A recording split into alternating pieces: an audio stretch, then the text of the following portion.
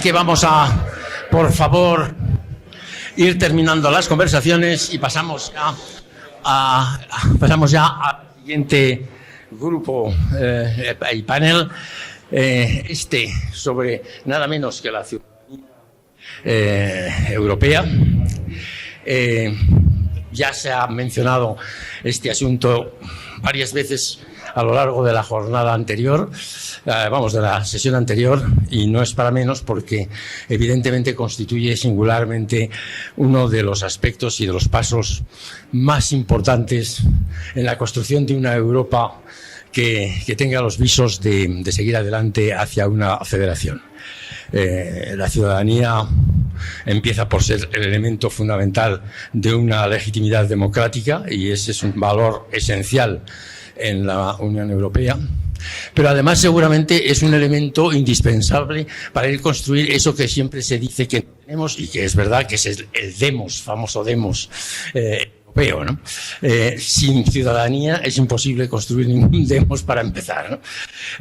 No quiero alargarme sobre esto para tratar aspectos que son muchos de esta cuestión y de cómo se fraguó también en su momento la cuestión de la ciudadanía.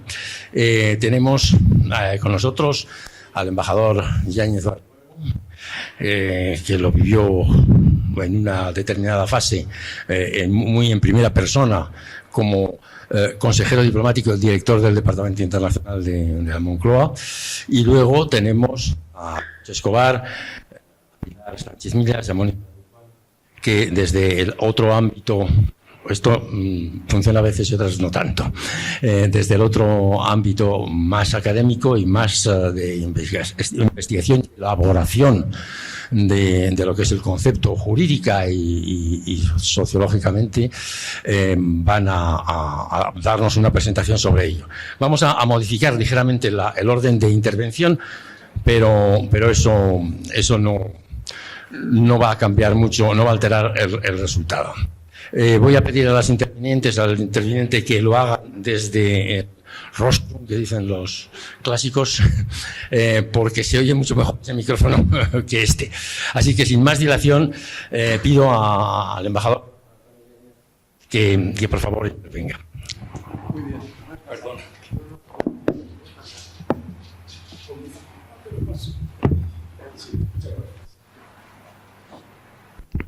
Buenos días a todos. Estoy encantado de estar aquí con vosotros en este curso organizado conjuntamente por la Universidad Complutense y por el Consejo Federal Español del Movimiento Europeo, que marca los 40 años de España en la Unión Europea, por el momento Comunidades Europeas.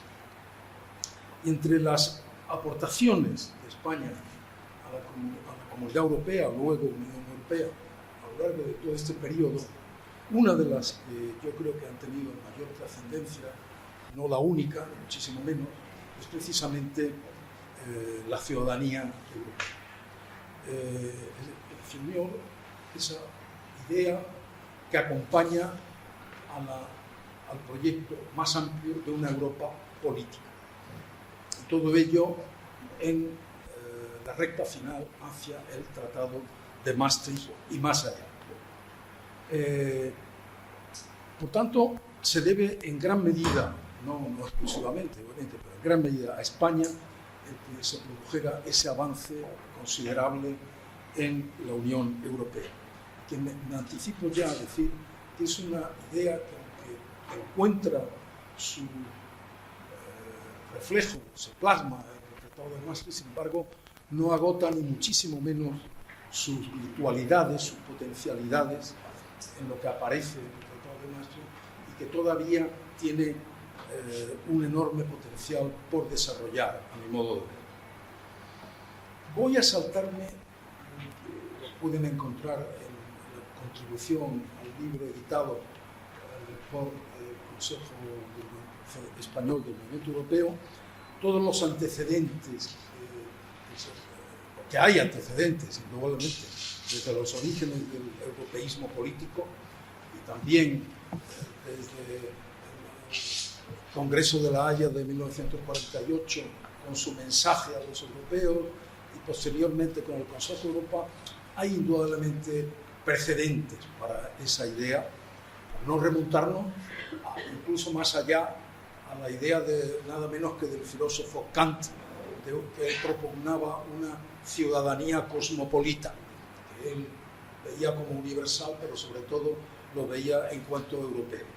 Bueno, saltaré todo ello y voy a centrarme en las ideas que propugnó el presidente del gobierno español, Felipe González, y que arrancan desde el momento en que España, junto con Portugal, ingresan en las comunidades europeas hace 40 años. Como ya se ha mencionado aquí hoy, había cierto ambiente en los medios europeos, sobre todo en ciertos países, de que la ampliación a España y Portugal podía traducirse en una especie de freno a la profundización del proyecto de integración europea.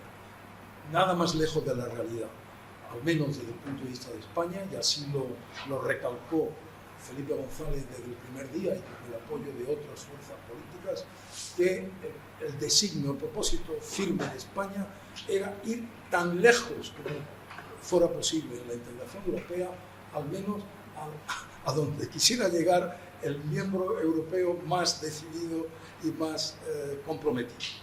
Bien, sobre esa base, Felipe González desarrolló su pensamiento en toda una serie de discursos, conferencias, alocuciones, en los años inmediatamente posteriores al ingreso. Desgraciadamente, esos discursos y conferencias que se publicaron en su día, pero luego han quedado un poco olvidados, me temo. Pero, por ejemplo, en octubre del 87, en una conferencia en el Instituto Universitario Europeo, en Florencia, ya él se refirió a que en las discusiones sobre el desarrollo del Acta Única Europea, él se había batido para que el espacio común europeo en construcción abarcase también una expansión de la libre circulación de las personas, de tal manera que todos los ciudadanos de los Estados miembros, y no solo los hombres de negocios, en fin, personas ligadas a los procesos productivos, que era lo que había ocurrido hasta entonces, se beneficiaran de esa libertad de circulación. Él incluso mencionaba a los trabajadores, los estudiantes y los investigadores. Bueno, los trabajadores ya estaban cubiertos antes, pero siempre que dispusieran de un contrato de trabajo. Bueno, a renglón seguido, en Bruselas, en diciembre de 1988, ya de manera mucho más concreta, él desarrolló el espíritu con que el gobierno español contemplaba en la construcción europea, sobre todo sus prioridades para la primera presidencia española del Consejo en el primer semestre del 89. En aquella alocución, González ya se refirió a la necesidad de desarrollar en Europa una ciudadanía común que englobara cuestiones como la libre circulación de personas sin ningún tipo de obstáculos, ya eso lo había dicho antes, la participación de los ciudadanos de la Europa comunitaria en su lugar de residencia para las elecciones locales y al Parlamento Europeo, primera vez que aparece esa idea, la potenciación de la enseñanza de idiomas y del patrimonio cultural común, los intercambios de jóvenes universitarios, bueno, ya para entonces empezaba a dar los primeros pasos, lo que acabaría siendo el Erasmus y Erasmus Plus, la creación de un espacio cultural europeo, eso lo tomaba del Consejo de Europa, así como un espacio judicial europeo con plena garantía de las libertades de los ciudadanos y los derechos humanos de todos. Eso evidentemente también provenía del Consejo de Europa. Bien,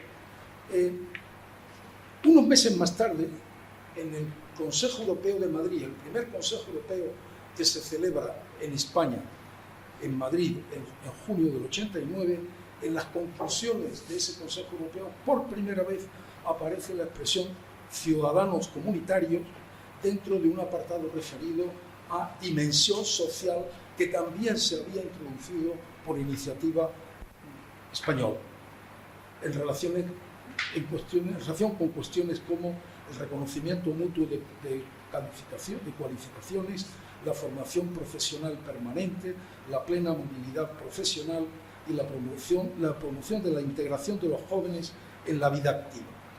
Como verán ustedes, las preocupaciones de Felipe González eran realmente muy amplias.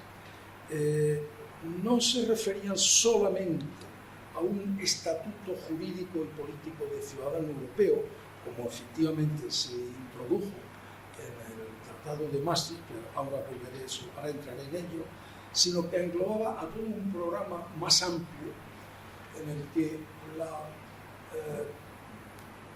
Unión Europea en construcción, la Europa política en construcción, se apoyara políticamente en ciudadanos europeos, pero que además se pusiera al ciudadano en sentido amplio, en el centro de las preocupaciones y de las políticas de la Unión Europea. Por eso él ya al año siguiente, 1990, cuando empieza a debatirse dentro del Consejo Europeo, a raíz de la caída del muro de Berlín, etc., la necesidad de una conferencia intergubernamental para la actualización de los tratados, lo que acabaría siendo el Tratado de Maastricht, él envía una carta en mayo del 90 al entonces presidente del Consejo de la Unión Europea. Estoy seguro que Pilar también va a detallar un poco, porque ella ha rebuscado en los archivos y sabe mucho más que yo de todo esto. Pero en fin, entonces en esa carta él propone varias cosas para poner en la mesa de la conferencia intergubernamental. Por supuesto está también la cohesión económica y social, muy importante, y algunas otras cosas, pero ahí ya él menciona también explícitamente porque ya faltaba en el ambiente que si se iba a hacer un avance en el tema de la unión económica y monetaria, muy importante obviamente para Francia y Alemania, que también tenía que haber acompañado todo eso con avances en una Europa política. Entonces, la tesis de Felipe González es que la Europa política solamente podía avanzar si había una noción de ciudadanía que lo fundamentara desde el punto de vista democrático, ¿no? Y ahí eso vino seguido a esa carta. Esa carta fue seguida por un memorándum del gobierno español. Hasta ahora todo eso se coció en la Moncloa, se coció por parte del presidente del gobierno y de su gabinete del que formaba parte. Pero ya el memorándum, que se titulaba Hacia una ciudadanía europea, eso se presentó, quiero recordar, septiembre-octubre, ¿no? Pilar, sí, corrígeme si acaso. Octubre del 90, eso ya se preparó conjuntamente con la Secretaría de Estado para temas europeos. Bueno, ya ahí me paro en esa serie de cosas, porque ya estoy seguro que Pilar va a hablar mucho más en detalle de toda esa cuestión. Se consiguió meter esa noción y también una cláusula evolutiva muy importante, porque no se quería que el catálogo de derechos que acompañaba a esa ciudadanía europea o ciudadanía de la Unión, que como se dijo entonces, pues que se quedara solo en eso, sino que fuera acompañado de una cláusula evolutiva para que si viera que eso se iba a desarrollar a medida que continuaran los avances hacia la Unión Política. Bueno, ahora doy un salto porque Felipe González incluso después ha seguido sumamente interesado por esta cuestión. Y cuando años más tarde, ya no era presidente del gobierno, el Consejo Europeo le encargó que formara un grupo de reflexión sobre el futuro de Europa en el horizonte 2030. Todavía estamos en eso. Ese informe de Felipe González y de ese grupo de reflexión, que se tituló Proyecto Europa 2030, se presentó en 2010 al Consejo Europeo. Bueno, pues En la carta de remisión que firma Felipe, bueno, que encuentran ustedes en internet, no es nada difícil de encontrar. En la carta que firma Felipe González, en nombre del grupo, dirigida al Consejo Europeo, dice: el proyecto europeo ha de ser sobre todo el proyecto de los ciudadanos. Los ciudadanos quieren que la Unión Europea esté a su servicio y por eso esperan que sus derechos como tales los acompañen en todo el espacio de la Unión, entre paréntesis, portabilidad. Introduce esa idea de portabilidad de los derechos en su dimensión social, civil, familiar o laboral.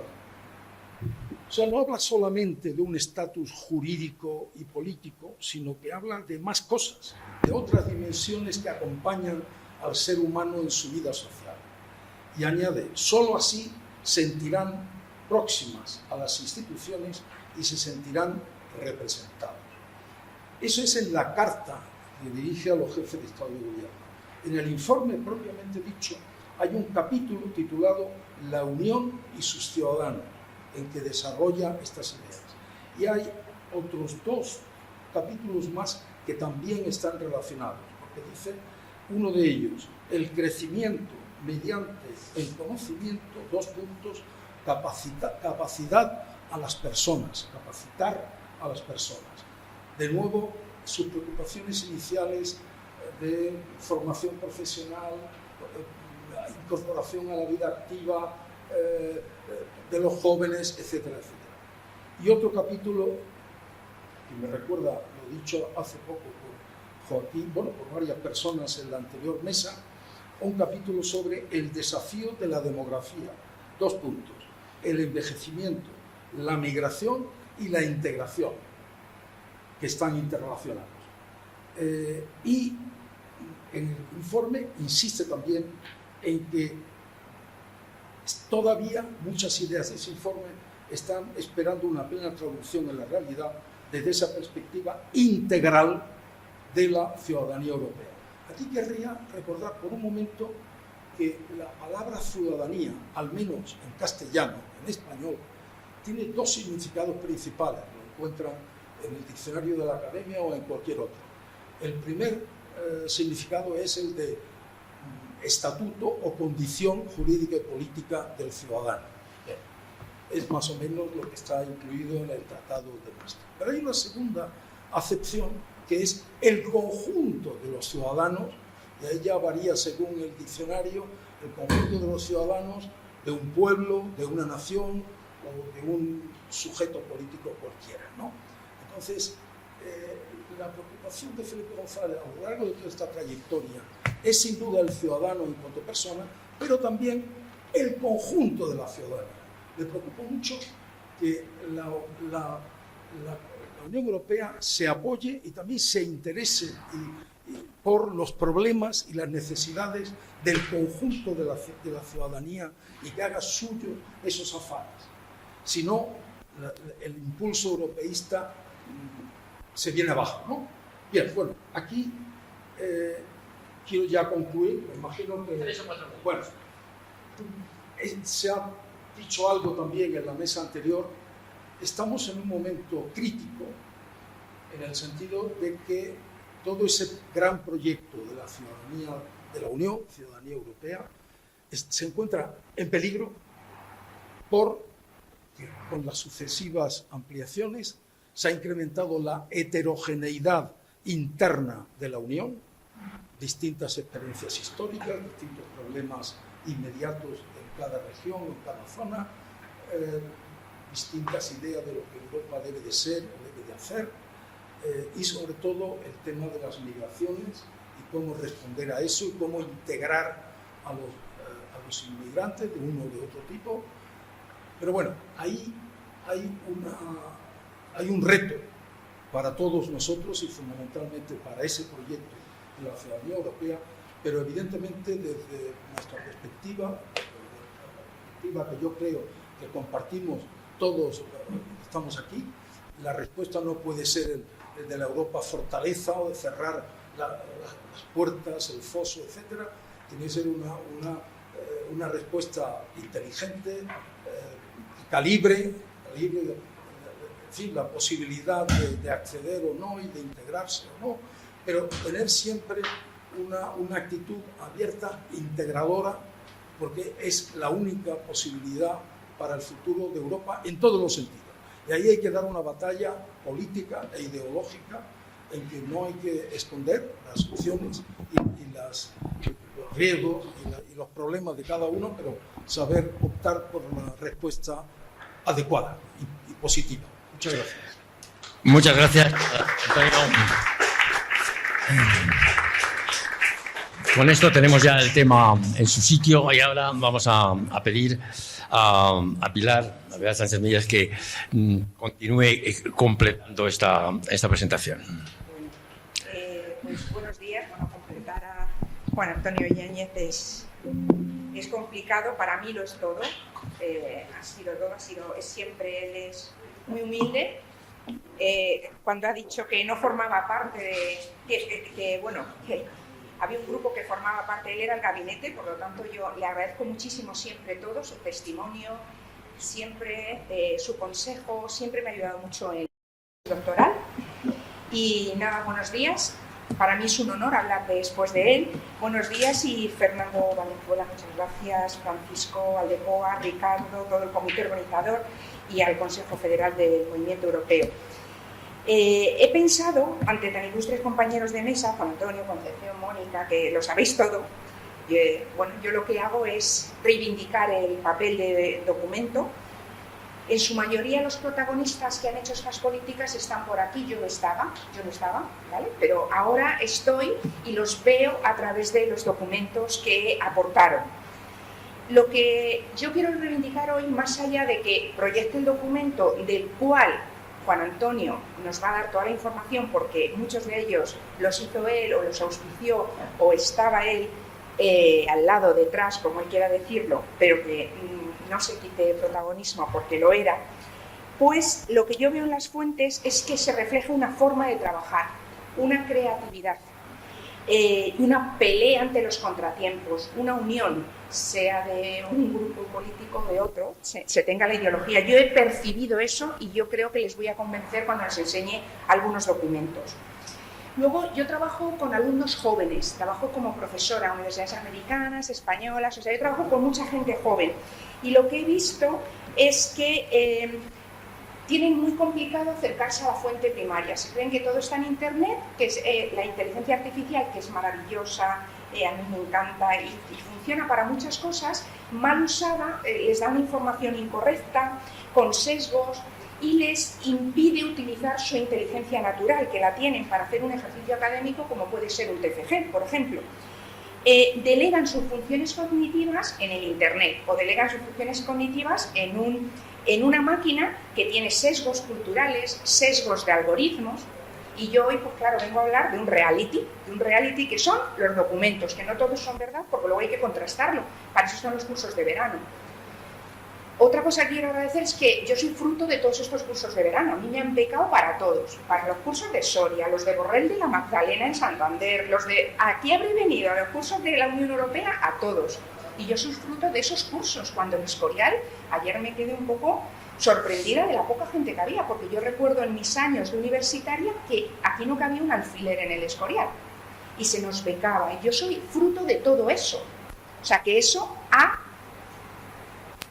germinado, creo, ¿vale? Porque aquí los conocí, aquí empecé a hablar con todos ellos, aquí planteé mi tesis, aparte de haber sido Erasmus y haber sido, bueno, pues yo me fui de Erasmus en el 94. Bueno, entonces creo que poco a poco estamos disminuyendo la capacidad de razonar y de resolver problemas y de encontrar la información y de comprender aspectos muy complejos de las negociaciones. Y muchas veces los tenemos en los documentos. Amplificamos lo que se encuentra en Internet en detrimento de otras fuentes. Entonces yo quiero animar a los estudiantes, no solo a que se sigan aproximando a los temas europeos, sino animar a que investiguen en fuentes primarias o de archivos. Quería hacer algo más visual, diferente a lo que había hecho en el libro, que ahí pongo más enlaces, es más otro tipo de fuentes, y aquí quería hacer un poco más visual.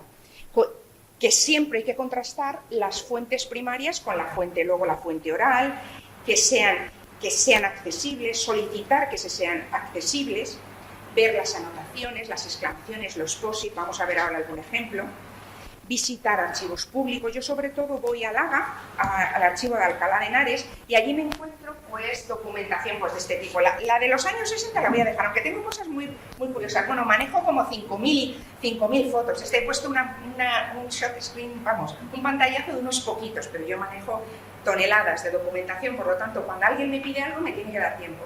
¿Vale? Documentar es muy complicado. Esto cuando no se nos admitió en los años 60, la policía sí informó a Franco. Esto lo puse yo en mi tesis. La policía sí informó a Franco porque no entrábamos. Esto de que se dice, no recibimos respuesta, no nos dijeron nada. Hombre, la Dirección General de Policía, que ahora está esto en el ministerio, en el AGA está en cultura, que de cultura nada. Eran informes policiales en el que se decía, oye, que no entráis en Europa por esto. No vais a entrar porque se formula una serie de objeciones tendentes a dificultar la realización de tales aspiraciones, entre las que se señala que el gobierno español no es la auténtica representación del pueblo, calificando de fantasía la influencia hispanoamericana de nuestro país y expresando que la madre patria es solo una figura retórica.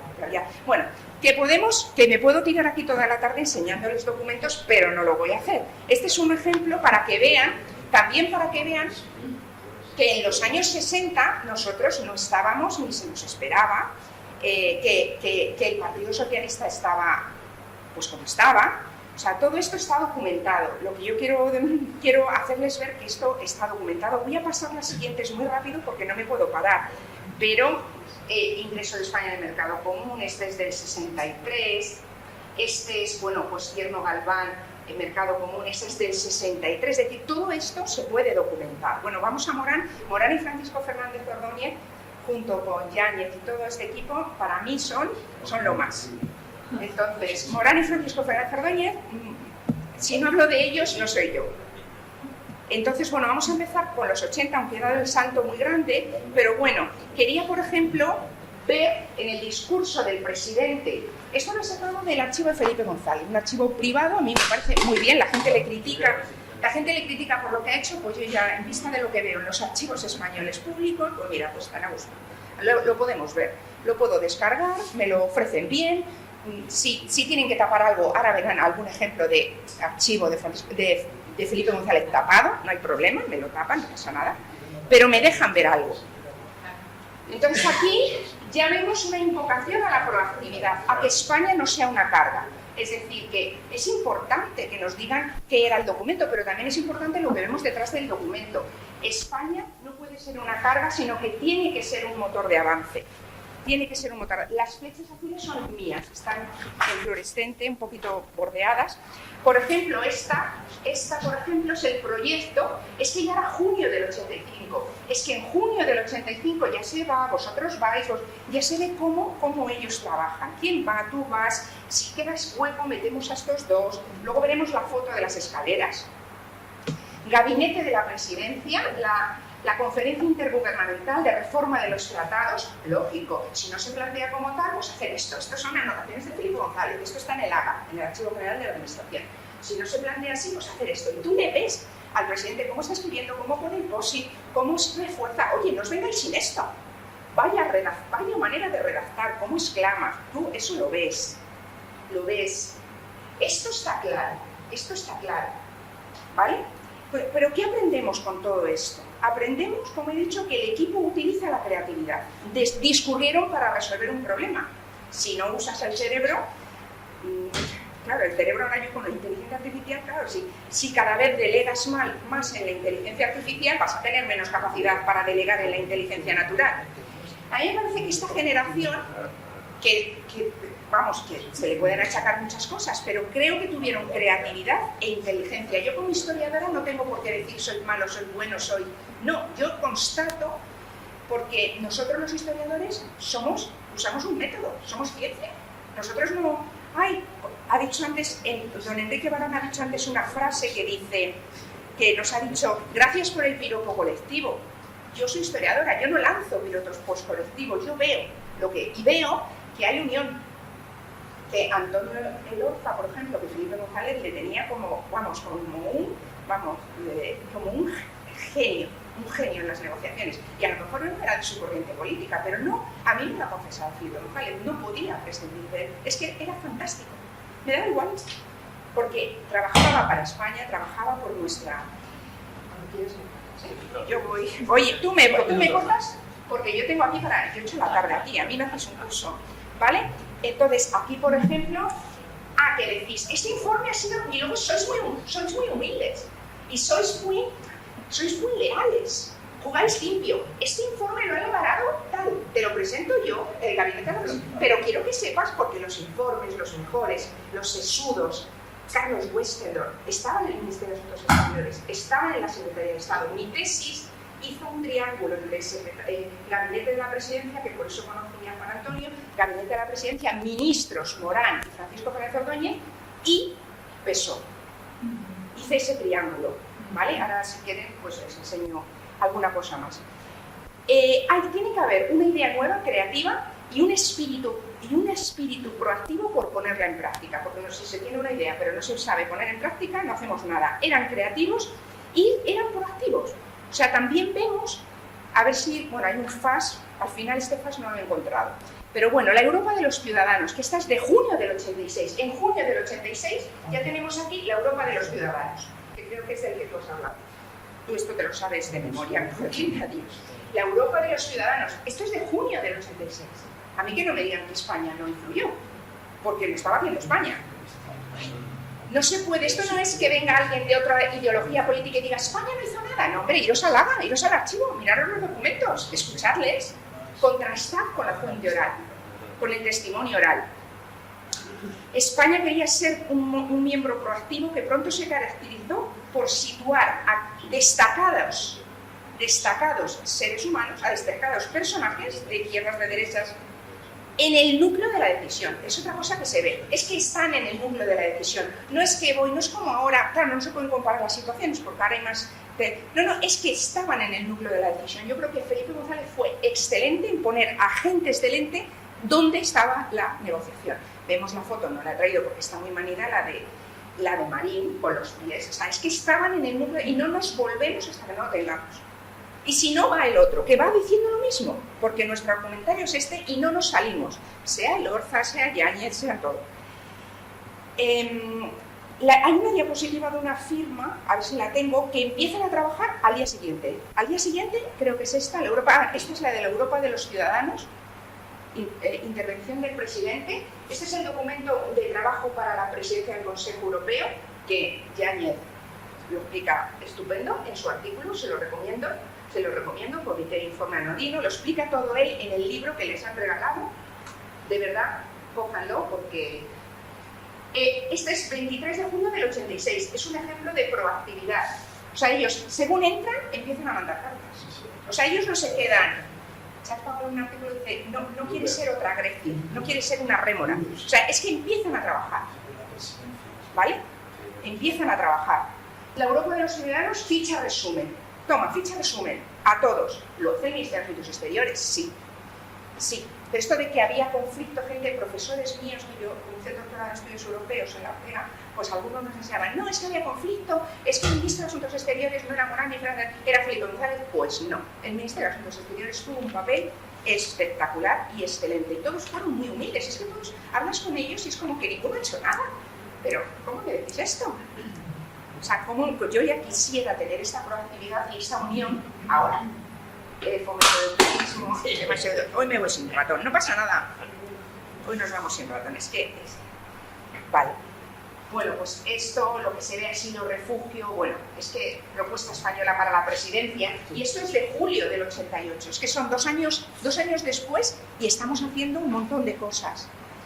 Estos informes, por cierto, también hay anexos sobre educación, que no los he traído. Hay anexos sobre educación, sobre la movilidad, como ha dicho Juan Antonio, consumidores, todo esto es ciudadanía. El concepto se va ampliando, es una cláusula evolutiva y se va ampliando. Yo quiero acabar hoy con el tema de la mujer, que también ahora hay mucho tema. Bueno, Boyer, por supuesto, como le escribe, he dado una conferencia, esto es Boyer, esto está en el AGA. Proyecto de informe del Consejo de Ministros, síntesis, a lo mejor estoy yendo muy deprisa, esto es de 28 de julio del 89.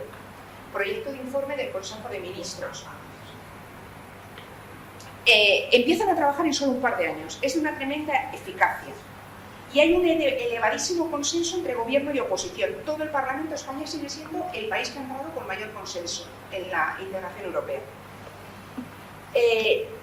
Esta idea, las ideas están siendo trabajadas mucho antes de que se vaya a debatir. Es decir, cuando va a haber una reunión, ya está Felipe González escribiendo una carta: oye, que para esta reunión me he puesto en contacto con no sé quién y he arreglado esto, a ver si podéis debatir esto. Esto se ve en el archivo.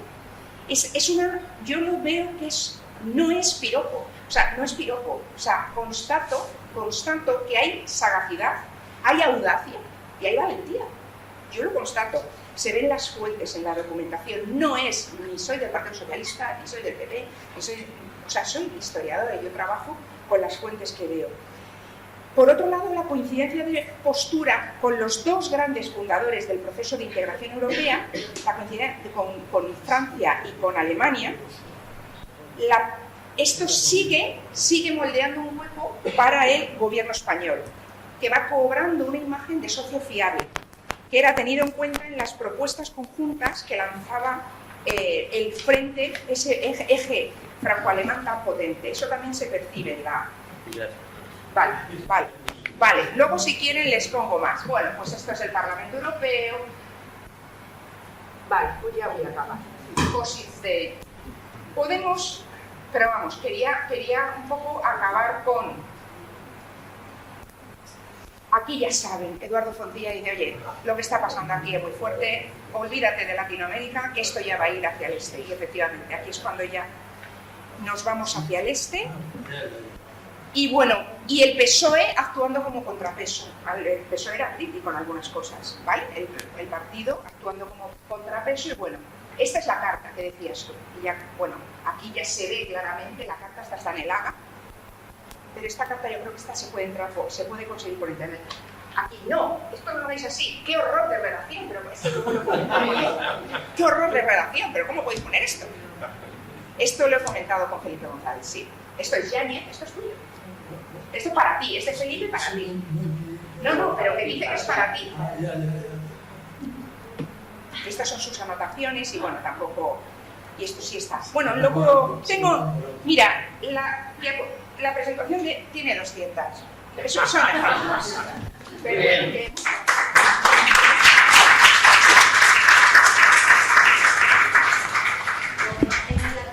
No, ni de broma. O sea, ya no le voy a decir por qué. Yo acabo en tierra. No, esto es así, ya. Que está súper prohibido. O sea, para temas educativos, sí. No comparto ni un solo documento que saco del archivo. No lo comparto, a no ser que, por ejemplo, estamos haciendo una cosa de la Segunda República y si hay un equipo de trabajo con una carta de un ministro, de un tal que pide que informa al Haga, yo lo comparto con el proyecto. Pero firmamos, hay una cláusula legal que se la puedo proyectar, firmamos que no podemos compartir los documentos. No podemos compartir los documentos. De hecho, Juan Antonio y yo nos reunimos en la Escuela de Diplomática, vamos viendo y si él me dice pues cogemos este.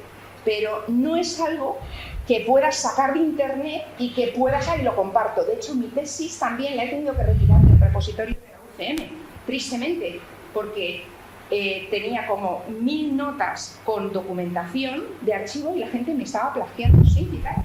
O sea, muy fuerte.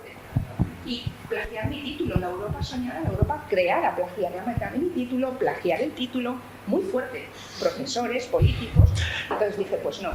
Este es otro debate, por cierto, interesante, ¿no? El de acceso a los archivos. Pero bueno, ahora... Pero no puedo compartir la presentación. Tengo que traerme mi USB, mi ordenador. Claro. Triste, lo sé. No, la cuestión de archivos yo creo que es un tema pendiente en España, ¿no? Bueno, pero proponemos que hagamos otro libro con documentos comentados. Aquí claro. Comenta Yáñez. Ese es un formato... Es un formato interesante. Bueno, seguimos entonces. Yo creo que hemos retocado un poco, pero ahora es Concha Escobar. O sea, volvemos un poco al orden primero. Por favor.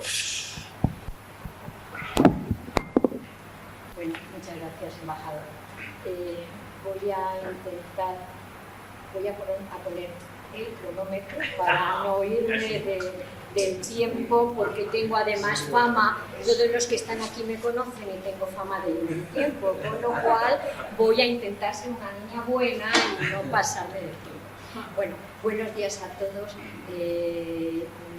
Simplemente quería decir, para no gastar demasiado tiempo, pero quería dejar poner de manifiesto el agradecimiento al Consejo Federal Europeo, al Consejo Federal Español del Movimiento Europeo y al profesor Francisco Aldecoa, nuestro amigo Pachi, por haberme invitado a participar en este curso. La verdad es que también me invitó a participar en el libro, pero me pilló en mitad de una operación de cataratas un poquito complicada que me tuvo fuera de circulación más de 2 meses, entonces me fue absolutamente imposible. Bueno, voy a intentar compartir algunas ideas generales, porque en el fondo no se trata de dar una conferencia, sino de compartir ideas que nos sirvan luego para hablar sobre este tema. Y me voy a apoyar en una idea que ha expresado antes el embajador Yandler, pero que también ha estado presente en la primera parte, en la primera intervención de esta mañana, en la inauguración, que es la conexión existente entre ciudadanía de la Unión y profundización política del proceso de integración. Una y otra no pueden entenderse como realidades separadas. No hay integración política o profundización política del proceso de integración si nos olvidamos de los valores esenciales y de los elementos tradicionales en torno al concepto del individuo, del ciudadano, que forman parte de la idea del Estado de Derecho, del concepto de democracia que existe en los Estados miembros de la Unión Europea. Por tanto, es lógico que en el momento en el que se produce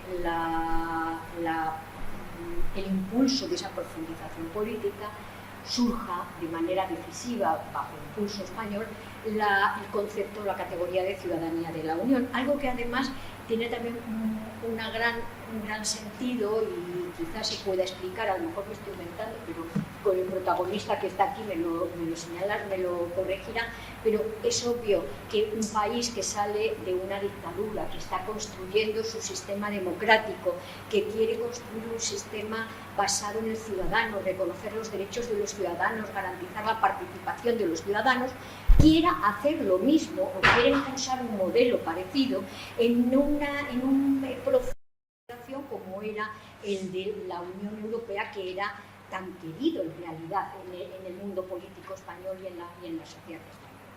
Bueno, yo lógicamente no me voy a referir ya más a la aportación de España, porque ya se ha hablado de esta cuestión, pero quisiera hablar quisiera hablar un poco de qué ha pasado con esa categoría de ciudadanía europea que se instala en Maastricht en todos estos años, que son muchos. ¿Cuál es la situación actual y a qué retos se enfrenta esa nueva categoría en el futuro? Porque a lo largo de este proceso España también ha tenido que aportar o ha participado y ha hecho aportaciones muy importantes a la construcción de determinados elementos de esta ciudadanía europea, además de la propuesta de Maastricht, y en el futuro espero que, iba a decir mucho me temo, pero espero que España pueda seguir aportando al desarrollo de la ciudadanía europea, y mucho me temo que por la situación política que vivimos en el continente europeo y el incremento de la presencia no voy a hablar de colores políticos, por la presencia de gobiernos cada vez más apegados al concepto de soberanía pura y dura, el concepto tradicional de la soberanía, la reclamación permanente de competencias, el riesgo de que la que la ciudadanía europea se pueda ver afectada por esa realidad es algo obvio. Hemos sido todos testigos de lo que pasó la semana pasada en Hungría con el tema de la manifestación del movimiento LGTBI, pero no es lo único. Estamos viendo otras manifestaciones que también tienen un componente muy importante que van a influir en el propio concepto de ciudadanía europea. Porque en realidad, cuando hablamos de ciudadanía europea, estamos hablando de algo muy simple. al menos tal como yo lo veo en términos teóricos y estructurales. Estamos hablando de la identidad europea del propio ciudadano. Cómo el ciudadano se siente, se integra dentro del sistema europeo, cómo se siente miembro de ese proceso y parte de ese proceso de integración europea, cómo ven que se le respetan sus derechos dentro de la Unión Europea y también cómo la Unión Europea tiene capacidad o no de defender de alguna manera y de hacer respetar sus derechos hacia el exterior. La ciudadanía europea, el problema con el que a mi modo de ver nos encontramos, pero es una visión particular, puedo estar muy equivocada, el problema con el que nos encontramos es que si pensamos en la ciudadanía europea de Maastricht y pensamos en la ciudadanía europea hoy, estoy pensando en los tratados, pero estoy pensando también en la jurisprudencia del Tribunal de Justicia de la Unión Europea, la situación, el concepto, no estoy segura de que estemos hablando realmente de lo mismo. Afortunadamente, puesto que los tratados, la evolución en los tratados y la jurisprudencia y la evolución normativa dentro de la Unión Europea han llevado a una Unión Europea más amplia, con un viso de extensión progresiva, con una mayor proyección social y que puede garantizar mejor, no sé si se puede lograr, si se logrará o no, pero que puede garantizar mejor una identificación del ciudadano europeo con la Unión Europea. Para hacer esto quisiera simplemente hacer unos comentarios sobre, llevo 6 minutos, 7 casi, unos comentarios en torno a 3 cuestiones. Uno, cómo se ha definido la estructura de la Unión Europea y cómo ha ido evolucionando, porque como muy bien señalaba el embajador Yáñez, la idea original de Felipe González y la propuesta por España va mucho más allá de lo que quedó recogido en Maastricht, y además tenemos esa cláusula de apertura, por decirlo de alguna manera, y esa referencia de entre otros cuando se habla de los derechos, pero hay una determinada concepción en 1992 con Maastricht, y a lo largo de los años esa concepción, creo sinceramente, y esa estructura creo que se ha modificado. Tratado de Maastricht. La Unión Europea, la ciudadanía europea en el fondo es un conjunto de derechos. Primero se crea la ciudadanía de la Unión, pero se define la ciudadanía de la Unión como un conjunto de derechos que se reconocen a los ciudadanos de la Unión, que son aquellos que a su vez son nacionales de los Estados miembros. Es decir, es algo más formal y limitado en el marco de acción. Y yo creo que lo vemos muy bien si vemos cuáles son los derechos que aparecen recogidos en Maastricht en 1992. No voy a entrar en más, no se asusten que no voy a entrar en desarrollar cada uno, pero creo que es importante ver qué había, qué se ha añadido luego y qué nueva aproximación hay hacia la ciudadanía europea. Los derechos originarios, libre circulación, ya lo teníamos en los tratados, pero que con un cambio muy importante respecto de la operatividad de ese derecho de libre circulación. Participación electoral en elecciones municipales y Parlamento Europeo. Derecho de petición ante el Parlamento Europeo. El derecho a presentar una queja ante el Parlamento, ante el Defensor del Pueblo Europeo, y el reconocimiento del derecho a una asistencia diplomática y consular. Durante mucho tiempo yo creo que es algo de lo que incluso los académicos tenemos que ser conscientes. Cuando les hemos transmitido a nuestros estudiantes el concepto de ciudadanía europea, lo hemos hecho desde una perspectiva de un conjunto de derechos. Pero un conjunto de derechos que, aunque cabía la posibilidad de ampliar y que aunque cabía la posibilidad de interpretar en términos extensivos, en realidad era un conjunto muy reducido, eso sí, con un componente político importantísimo, porque salvo el tema relativo a la libre circulación de las personas, los demás tienen un componente político elevadísimo, están vinculados con el propio concepto de ciudadano de la Unión, y encontramos ejemplos paralelos en otros, en los sistemas nacionales. Con posterioridad se produce de alguna manera una ruptura de este modelo, estoy siendo un poco radical, para ir más rápido, pero se produce una ruptura con ese modelo de estructura cerrada. Por un lado, se produce la incorporación de nuevos derechos, la iniciativa europea, el derecho a acceso a la información y a los documentos, el derecho a dirigirse a las instituciones europeas en su propio idioma y recibir información, respecto de los cuales no hay problema tradicionalmente considerados como parte del Estatuto de la Ciudadanía Europea, pero creo que hay algo que va mucho más allá. Hay dos manifestaciones, dos ampliaciones, por decirlo de alguna manera, que se producen no necesariamente en el contexto de la Unión de la ciudadanía, pero que transforman la ciudadanía. Primero, la aceptación del principio de trato nacional, que establece un tratamiento igualitario entre los nacionales de los distintos Estados miembros. En segundo lugar, la incorporación de reglas relativas a la no discriminación, que de nuevo también amplía sobremanera el alcance de los derechos reconocidos a los individuos. Y por último, algo a lo que se refería antes el embajador Dastis, que es la consolidación del espacio de libertad, seguridad y justicia. Y quiero mencionarlo especialmente porque en el Tratado de Lisboa, entre los objetivos de la Unión, está ya el de asegurar a los ciudadanos de la Unión un espacio de libertad, seguridad y justicia. Por tanto, hay una nueva profundización. Y el tercer componente ha sido también determinante, es, como no podía ser de otra manera, la incorporación de estos derechos de la ciudadanía en la Carta de Derechos Fundamentales de la Unión Europea, en la que ya los derechos de ciudadanía formales, tal como los entendíamos hasta ahora, son objeto de una transformación, forman parte de ese pacto entre el poder público y el ciudadano, entre el poder público y el individuo, respecto de los derechos que se reconocen al individuo y la protección que se debe dar a esos derechos. Yo creo que en el momento actual, hablar de ciudadanía europea no se puede mantener en los términos tradicionales de esa concepción clásica de la ciudadanía europea de 1992, ni siquiera se puede mantener en la estructura actual de los tratados, porque no nos equivoquemos, en los tratados seguimos teniendo, junto a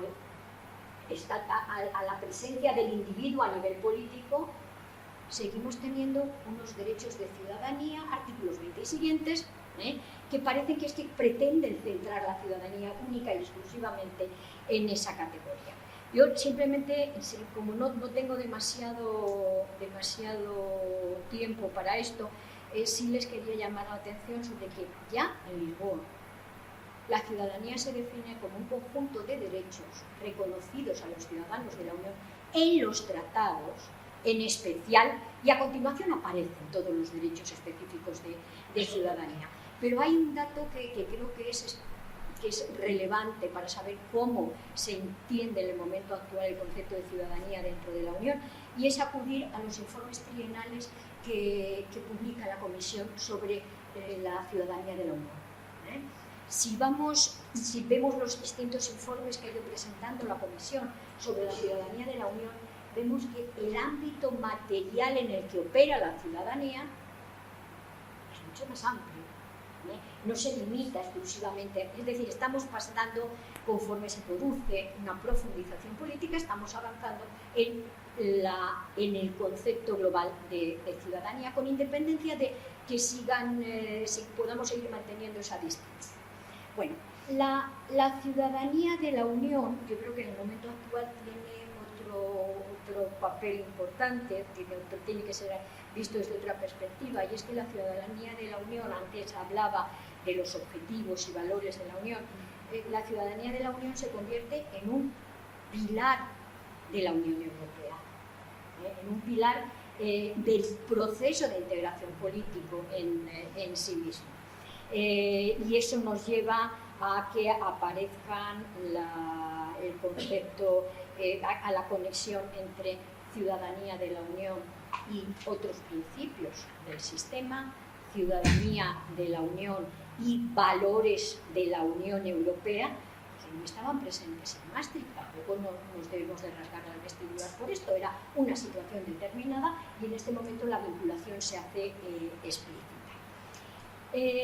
Creo que la forma más clara de cómo se entiende la ciudadanía en el momento actual puede encontrarse en la jurisprudencia del Tribunal de Justicia de la Unión Europea, en la que de manera reiterada lo viene haciendo desde hilo tempore, perdón por el hilo tempore porque no es tanto, pero lo viene haciendo de manera reiterada desde hace mucho tiempo, pero en el momento actual hay una frase que me parece, o una definición, o una calificación mejor, que me parece esencial para identificar qué es la ciudadanía de la Unión Europea.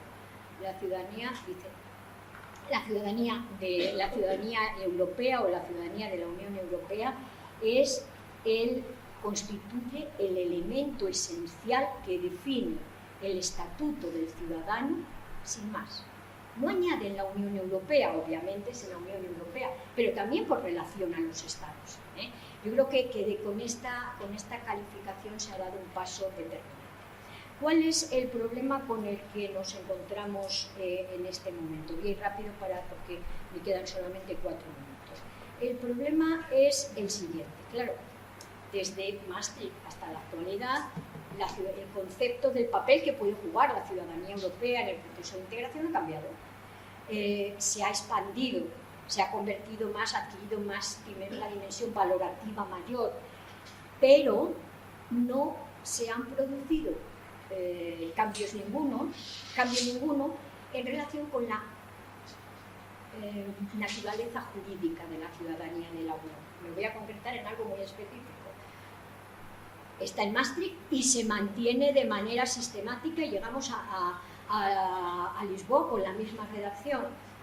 La ciudadanía europea se obtiene en virtud de la ciudadanía, de la nacionalidad de los Estados miembros y no afecta, no sustituye a la ciudadanía de los Estados miembros, aunque la complementa. Bueno, esta afirmación realmente es una afirmación útil que nos pueda dar algún tipo de orientación hoy en día para saber en términos jurídicos y jurídico-políticos cuál es el papel que le corresponde a la ciudadanía de la Unión. Yo humildemente creo que no. Creo que no por una razón muy simple, porque cuando estamos hablando de la creación de una categoría atípica, que es la ciudadanía sin nacionalidad. Hay países que tienen el modelo de ciudadanía que recoge el derecho a votar, la participación política, separado del concepto de nacionalidad. Por ejemplo, para ejercer esos derechos se tiene uno que inscribir en las listas electorales, etcétera, etcétera, pero siempre se construye la ciudadanía sobre una nacionalidad previa. En este momento no tenemos una nacionalidad europea, ni yo pretendo que haya, ni quiero decir que sea una propuesta ni una buena opción, no lo quiero decir simplemente que hay una discrepancia. Y esa discrepancia entre las dos categorías se completa con la segunda parte de los planteamientos. Estoy pensando en la declaración número 2 o en la decisión de Edimburgo, en la que se dice algo muy simple: decir quién es ciudadano de un determinado Estado, que tendrá como consecuencia automática que será ciudadano de la Unión, corresponde única y exclusivamente a los Estados. Bueno, con ese modelo yo creo que es un modelo que estaba pensado originariamente para un proceso de integración que se mantiene de manera inmutable hasta la incorporación de España, Portugal, Grecia, incluso un poquito más allá, pero que de alguna forma se ha roto después de la última proceso de adhesión de nuevos miembros, y que además no solamente se ha roto, es que además el modelo internacional ha cambiado. Es un modelo que está basado en la categoría tradicional de la ciudadanía propia del derecho internacional, es soberanía del Estado y se acabó, es competencia exclusiva del Estado. Bueno, el Tribunal de Justicia se ha podido ocupar de este tema en múltiples ocasiones, pero simplemente quisiera señalar dos relativamente recientes, una sentencia prejudicial de 2023 en relación con Dinamarca y una sentencia por un recurso de incumplimiento de abril de este año respecto de Malta. Aquí ya se está empezando a plantear algo en la que no se habla de una ciudadanía autónoma, pero sí se habla de la necesidad de establecer vínculos entre ciudadanía de la Unión y nacionalidad estatal. Las propuestas, las decisiones que toman el Tribunal de Justicia son variadas, pero simplemente creo que hay algunos elementos que merece la pena tener en cuenta. Uno, si la influencia de la incidencia que pueda tener la concesión de la nacionalidad o la retirada de la nacionalidad para un Estado influye en terceros, influye en el resto de los socios e influye frente a toda la comunidad internacional, porque evidentemente hay determinados derechos, asistencia diplomática y consular es determinante. Por tanto, no sería necesario empezar a reflexionar sobre la necesidad de acordar unos elementos comunes que todos los Estados miembros tengan que tener en cuenta como mínimos a la hora de definir su modelo de nacionalidad estatal. Aparece el principio de proporcionalidad, aparece el principio de lealtad y aparece algo que me parece que es esencial, la idea de que el derecho, ni siquiera en la concesión de la nacionalidad, perdón, la idea de que la ciudadanía es un régimen de derechos de la Unión y que aquellos actos que se adopten que puedan tener incidencia en la ciudadanía deben de respetar los principios básicos y el derecho de la Unión. Creo que es uno de los grandes retos de futuro que debemos saber en qué se puede avanzar. Muchísimas gracias y perdón porque he hablado todo el mundo. Muy bien, estamos llegando a la última presentación que le corresponde a la profesora. Y me viene a la memoria el poema, que no voy a recitar por supuesto porque no me llega tanta memoria, del poeta ruso Evtushenko sobre cómo funcionan los relojes de los demás.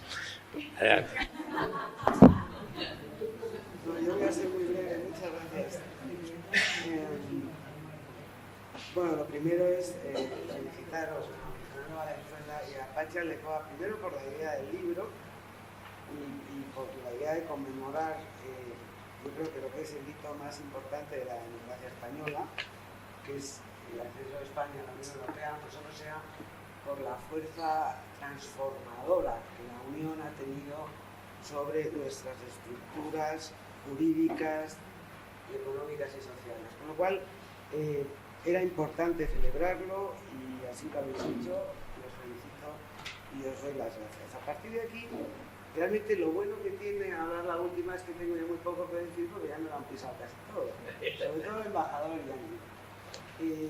Bien, yo no voy a hablar por tanto del Estatuto del Ciudadano Europeo, me centraré solo en sus desarrollos más importantes. Yo creo que la contribución de España a la ciudadanía europea es realmente brillante y se ha dejado en el tintero dos cuestiones fundamentales que propone España y que no prosperan. Uno es, atención, un servicio militar obligatorio de Estado. No exactamente. Bien, usted me proporciona. Y la segunda, y creo que sí, en esto creo que soy exacta, es el artículo 2.2, me parece recordar, de la propuesta que presenta España, pretendía que se asegurara la tutela de los derechos derivados de la ciudadanía en los términos de las tradiciones constitucionales de los Estados miembros y del Convenio Europeo de Derechos Humanos. Bien, esto estaba ya en la jurisprudencia del Tribunal. Hay asuntos de los años de mediados de los años 60 que utilizan este parámetro de interpretación.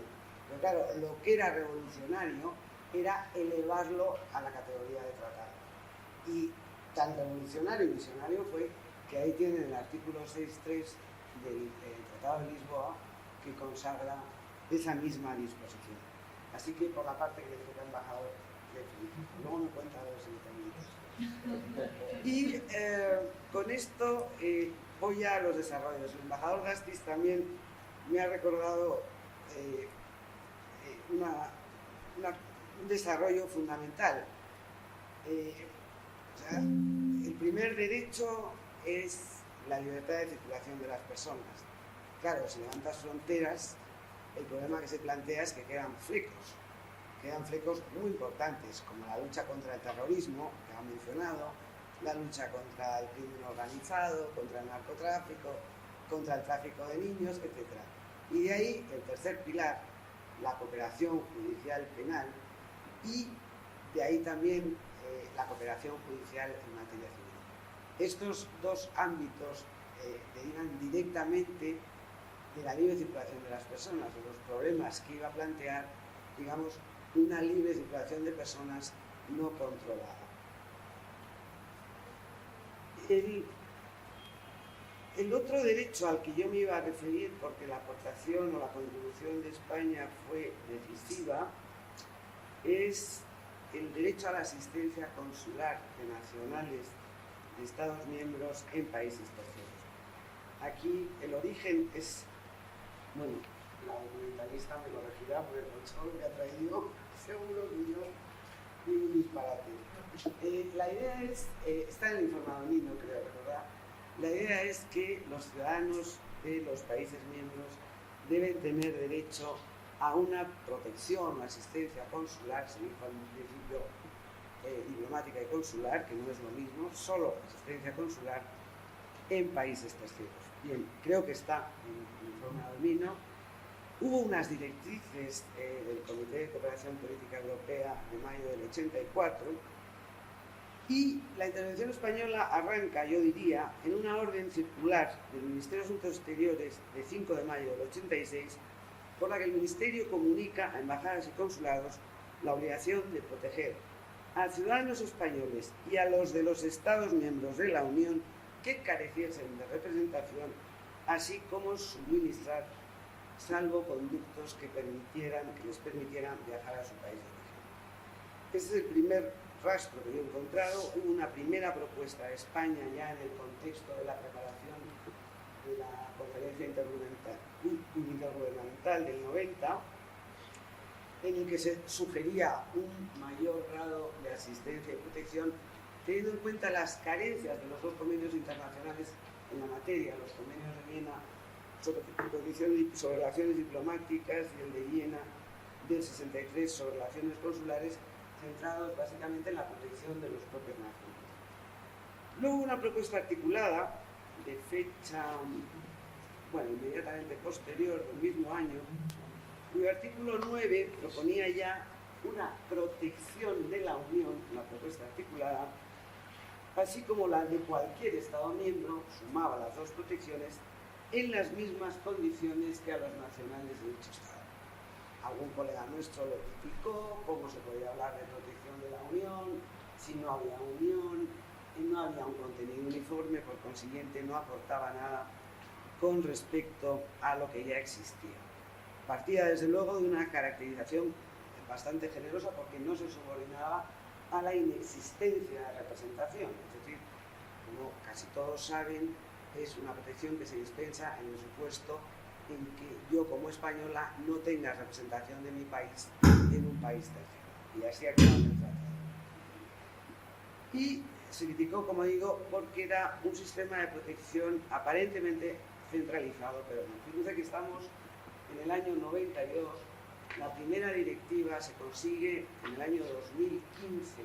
Hay una resistencia total de los Estados miembros, particularmente de los fuertes, con un servicio exterior extenso, pues como en Reino Unido, en la época que yo lo estudié, tenía 3.000 diplomáticos y España no llegaba a 900. De manera que, claro, los países con un servicio exterior muy potente se negaban a desarrollar este derecho en la medida en que pensaban que iban a tener que hacerse cargo de los españoles y de los portugueses, que tenemos una representación infinitamente inferior en número. Pero ahí la Comisión ha dado su batalla, tenía que minimizar las diferencias de un Estado a otro, de nacionales de un Estado miembro a otro, porque tenían en cuenta además que este es el único derecho derivado de la ciudadanía con proyección exterior, con proyección en países terceros. Saca adelante la Directiva 2015-637, que es general, saca adelante la Directiva 2019 997 sobre documento provisional de viaje, y entre un acontecimiento y otro se aprueba la creación de un Servicio Europeo de Acción Exterior por decisión 2010/427, cuyo artículo 5.10 prevé brevemente la intervención de las delegaciones en un futuro modelo de asistencia consular. Bien, esa decisión ya está apuntando a un modelo nuevo centralizado, en la medida en que las delegaciones puedan cuando menos compartir tareas consulares, y hasta el momento han venido desarrollando en supuestos muy puntuales una función complementaria o de apoyo. Está en curso la revisión de esa directiva de 2015, hay una propuesta de directiva de 2023 que tiene un artículo 11 en la que ya implica de lleno a las delegaciones para cooperar estrechamente con las embajadas y consulados, y prevé un segundo supuesto, ese artículo 11, en el que un Estado miembro puede solicitar directamente de una delegación que proteja a una ciudad. La petición alcanza a situaciones de crisis, digamos, individuales y colectivas. Individuales, pues enfermedad, fallecimiento, accidente, y las colectivas, pues se pueden imaginar situaciones de guerra o catástrofes naturales graves. De manera que este es un derecho llamado a evolucionar en no mucho tiempo, aunque ya llevan trabajando desde 2023, en no mucho tiempo, y será un derecho mucho más reforzado de lo que originariamente se percibía. Así que, de nuevo, felicidades a quienes estaban ahí y se ocupaban de estas cuestiones. La aportación española hoy, en los últimos tiempos, y con esto cierro, que es con lo que me hubiera gustado terminar el trabajo, digamos que es mucho menos luminosa. Por un lado, hay un incremento, no sé si es bueno o malo, la verdad, es un tema que lo traigo porque me parece que puede ser una cuestión interesante para el debate. Hay un incremento exponencial del número de españoles por 3 reformas legislativas: la ley de memoria histórica, la ley por la que se confiere el derecho a la adquisición de la nacionalidad española a los sefardíes, y en tiempos más recientes, y todavía está abierto y prorrogado el plazo de opción por la ley 2022 de memoria democrática. He utilizado las cifras publicadas, que no es fácil, no son fáciles de conseguir, por el Ministerio de Justicia a 2023, y la suma me sale un total de 700 y pico mil españoles nuevos que no han tenido que poner un pie en España, sin residencia en España. Es decir, la ley de memoria democrática, la tercera, se están acogiendo a ella ya los nietos de quienes padecieron el exilio o la emigración económica o lo que sea. Los sefardíes, ni les cuento, ha habido 400 y pico mil solicitudes, concedidas 153.000. Bien, yo no entro en la valoración, en justificar o no justificar estas reformas legislativas, que creo que en los 3 casos tienen sentido. Lo que sí quiero es entrar a valorar el dato. Hay casi 1.700.000 y pico españoles nuevos a 2023. Lo cual, ¿qué quiere decir? Que hay 700 y pico mil ciudadanos de la Unión Europea nuevos. ¿Es bueno o es malo que haya más ciudadanos de la Unión Europea? Pues tampoco lo sé. Bueno, no tan bueno. Porque la Comisión Europea y el Parlamento Europeo, y con esto ya acabo, sí se han dirigido a los Estados miembros en distintos momentos a través de distintos instrumentos que no les voy a citar, resoluciones básicamente, incitando o invitando a los Estados miembros a perseguir con rigor todo lo que son situaciones fraudulentas, matrimonios fraudulentos, filiaciones fraudulentas, porque, y eso lo dice la propia Comisión, supone un incremento de ciudadanos europeos acogiéndose a las libertades cuando en realidad pues no está muy justificado. Y ahí, en el caso de España, la Dirección General hoy de Seguridad Jurídica y Fe Pública hace una labor tremenda de control en la medida en que la mayoría de las solicitudes de nacionalidad proceden precisamente de la red consular, y es esta Dirección General la que tiene la última palabra en los recursos. Y finalmente, solo lo apunto, hay otro dato que es de preocupar, y es que hemos creído que los extranjeros comunitarios de la Unión Europea, los ciudadanos europeos, pues son un estatuto privilegiado, es un extranjero privilegiado, y así lo es en muchas leyes especiales. Si uno coge la legislación sobre propiedad intelectual o sobre propiedad industrial, pues a los extranjeros se les dan unos derechos, a los nacionales de la Unión otros y a los españoles otros. Con lo cual, es una categoría que se ha quedado ahí entre medias, entre el nacional y el extranjero. Resulta que en la práctica judicial, en los supuestos, sobre todo de expulsión, que obedecen o deben obedecer a motivos tasados y a una aplicación restrictiva, yo no estoy tan segura, ni está del todo claro, que a los extranjeros comunitarios se les dé un trato, digamos, preferencial, entre comillas, con respecto a cualquier extranjero. Bien, esto es una reflexión final para que no nos creamos que todo lo hemos hecho bien, pero yo felicito desde luego a los autores del momento inicial de esta visita. Nada más, muchas gracias.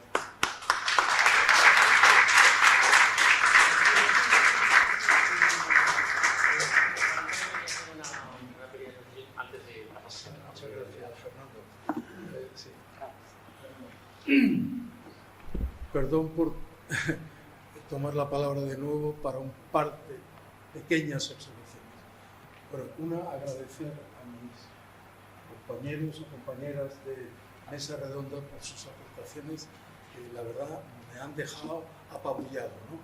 Primero Pilar con su despliegue de documentación de archivos. Me encantaría sumergirme en esos archivos junto con ella para seguir la pista de todo ello. Luego Concha con su brillante articulación de todo lo que supone la ciudadanía europea en relación con la Europa política y otros aspectos. Y finalmente la profesora Guzmán, que también completa desde otros aspectos cuestiones fundamentales de todo ello, ¿no? Aparte de eso, lo que quería es hacer una breve precisión. Las propuestas españolas en octubre de 1990, en el memorándum titulado Hacia una ciudadanía europea, aquello fue fruto de una colaboración, como dije antes, entre la Secretaría de Estado para las Comunidades Europeas, como se llamaba entonces, y el Gabinete de la Moncloa.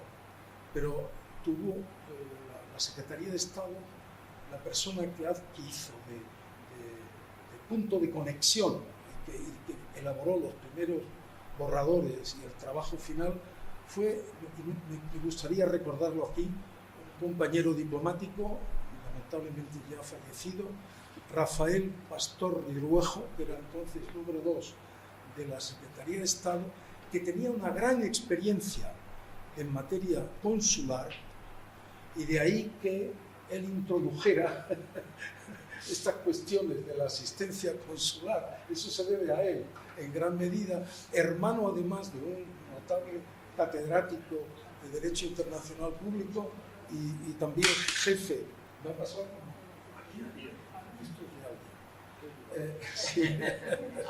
Jefe de la Asesoría Jurídica Internacional, José Antonio Pastor Ridruejo.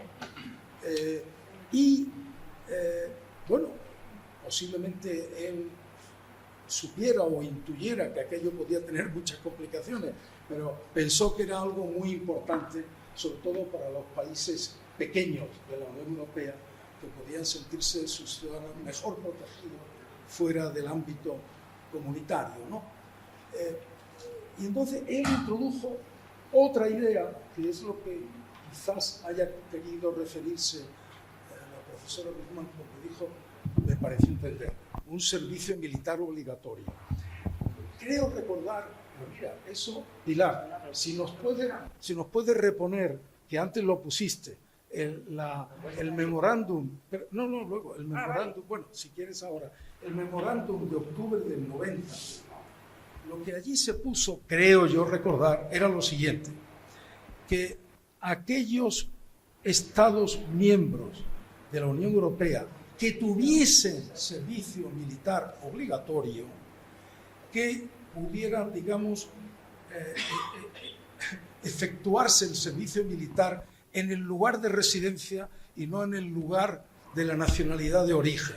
Es decir, era facilitar la vida a los hijos de emigrantes, por ejemplo, hijos de españoles o de italianos o de griegos que estuvieran establecidos en Alemania o en Francia o en Bélgica, pues que pudieran hacer el servicio militar más o menos de forma facilitada y que les sirviera en su país de origen. O sea, no era propiamente un servicio militar europeo. Yo creo que a nadie se le ocurrió semejante cosa en ese momento. Pero aprovecho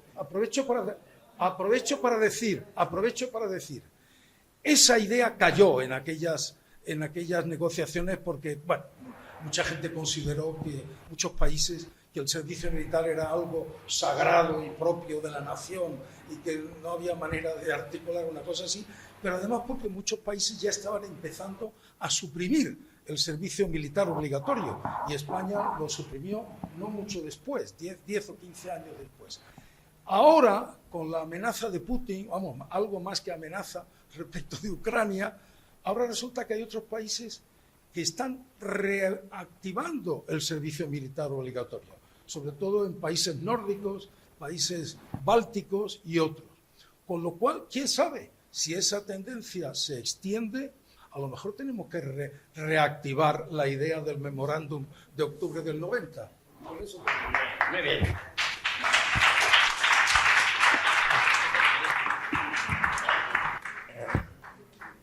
Bueno, ahora vuelvo a mi función moderadora. Voy a aprovecharme de este privilegio para hacer dos comentarios. Uno, sobre si hay o no muchos nacionales españoles. Personalmente creo que España se pasó de frenada cuando tenía que entrar Schengen en vigor y fuimos extremadamente restrictivos en la nacionalidad de los hijos y nietos de inmigrantes españoles. Dicho eso, otra cuestión que también me llama siempre la atención cuando se habla de la protección consular, no hablemos de la diplomática, es que se olvida casi siempre mencionar cuál sería la actitud de determinados estados que tendrían que dar su aquiescencia de que eso fuese así. Es decir, una delegación de la Unión Europea no se puede arrogar el derecho a proteger a un ciudadano de no sé dónde, porque el país de residencia le puede decir que de eso nada, monada. Lo digo como antiguo cónsul en un país en un momento de represión fuerte. No se aceptan las nacionalidades y las protecciones, así como así. Y eso me parece que en el debate en Europa es un detalle que se suele olvidar. Creo que es importante. Bueno, dicho esto, paso a dar la palabra a los que quieran hacer alguna pregunta, reflexiones. Tenemos media hora aproximadamente, o sea que no... Es que sí, bueno, es que los relojes de los otros van mal.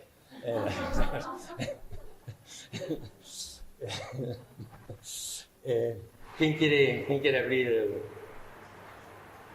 a la piscina de la ciudadanía, que es una piscina grande? Mariola, y luego...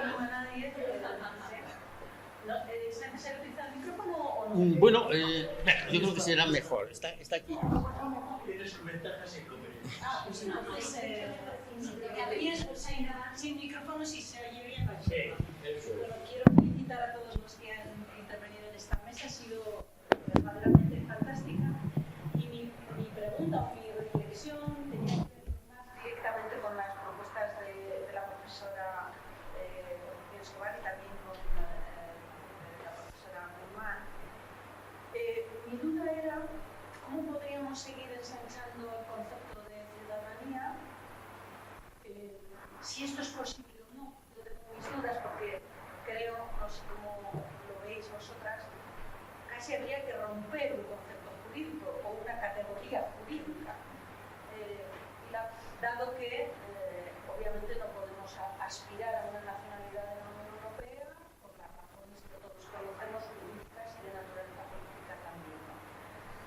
pues mi problema o mi planteamiento sería, mi pregunta para vosotras es, si no ensanchamos y fortalecemos la ciudadanía en términos de ampliación de derechos y no podemos aspirar a la nacionalidad, para seguir haciendo de esta institución un motor de integración y un elemento de valor. Luego estaría la aportación que puede seguir haciendo España en este campo, ¿no? Y una pregunta muy concreta. ¿Habría alguna posibilidad de generar una ciudadanía de la Unión Europea al margen de la nacionalidad de los Estados? Esta es la pregunta. ¿Qué pregunta? Bueno, gracias. Vamos a ver. Yo me imaginaba por dónde iban así de pie. Ay, sí, no, está bien. No, decía que me imaginaba por dónde iba a ir la pregunta, porque en el fondo es el problema que nos preocupa a todos. Vamos a ver, yo no he hecho ninguna propuesta concreta, he puesto sobre la mesa problemas. Ya he dicho que por lo que se refiere a la creación de una nacionalidad de la Unión, no es que no la vea porque no sea factible en términos teóricos o en términos prácticos, es que no es factible en términos jurídicos, ni en términos políticos. Es decir, el concepto de nacionalidad tiene una serie de elementos que están muy claramente vinculados con la relación con el Estado, el vínculo, el principio de solidaridad, etcétera. Pero para mí el problema no estriba tanto en cómo abrir cómo ampliar la ciudadanía de la Unión, porque sinceramente yo sí creo que la ciudadanía de la Unión se está ampliando. Y se está ampliando de facto se está ampliando a través de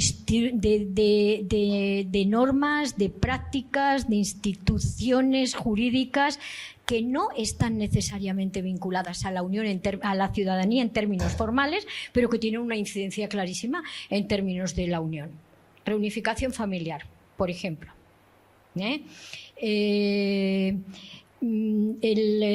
Normas de asilo y refugio. ¿Es que no afectan a la ciudadanía? Claro que afectan a la ciudadanía. Y está el tema que te dejo para ti, Mónica, el tema de la asistencia consular. Pero para mí ese no es el problema, porque yo creo que en el derecho de la Unión hay una enorme práctica de ampliar categorías, no tanto de romper, pero sí de ampliar categorías y modificar categorías jurídico-políticas preexistentes a través de la técnica de la interpretación, a través de la técnica de la integración de lagunas, y en ese sentido el Tribunal de Justicia ha jugado históricamente un papel importante. Para mí el problema no es ese, el problema es que no está resuelto, vamos a ver, que no hay solución realmente para el modelo de relación entre nacionalidad y ciudadanía de la Unión. Que no puede haber por ejemplo, crear una ciudadanía de la Unión, establecer un modelo de ciudadanía de la Unión sin un vínculo previo de nacionalidad estatal, no lo veo. Porque la razón de ser de ese nuevo estatuto que protege al ciudadano, que define el estatuto del ciudadano dentro de la Unión, es precisamente la nacionalidad. El problema no, por tanto, eso yo no lo veo de ninguna de las maneras, pero es que además sería contrario a los principios democráticos. Sería, claro, porque ¿quién define quién es un nacional?